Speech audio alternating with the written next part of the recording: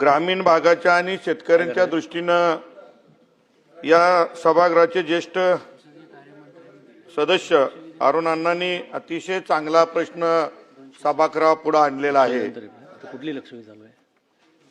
सातारा आणि सांगली जिल्हा यातले काही तालुके अतिशय आवर्षण आणि दुष्काळी तालुके आहेत। या तालुक्यामध्ये उपसा सिंचन योजनेच्या माध्यमातून बागायती क्षेत्र झालेलं आहे। मोठं ऊसाचं बागायत असेल, फळबागांचं बागायत असेल, अनेक ठिकाणी जे पडीक जमीन होती ती बागायती झालेली आहे।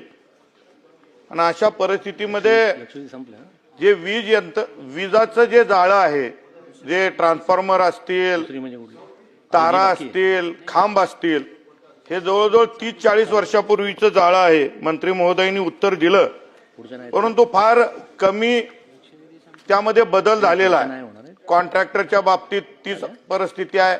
कॉन्ट्रॅक्टरची लोक ऐकत नाहीत।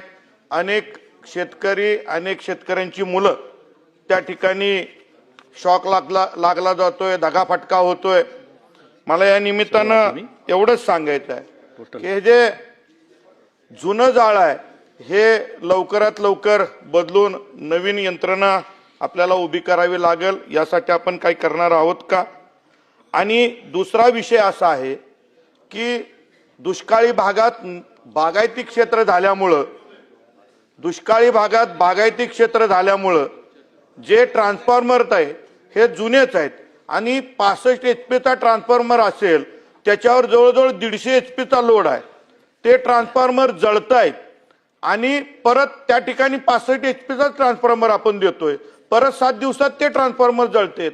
माझी आपल्याला विनंती आपल्या मार्फत मंत्री महोदयांना आहे की या ठिकाणी 65 HP ट्रान्सफॉर्मर दुरुस्त करून शासनाचा खर्च वाया घालवण्यापेक्षा त्याची क्षमता 200 HP पर्यंत केलं तर आहे इन्फ्रास्ट्रक्चर वापरून आपल्याला त्या ठिकाणी शासनाची पण पैशाची बचत करता येईल। हे आपण करू शकतो का, हे या निमित्तानं कळावं ही विनंती।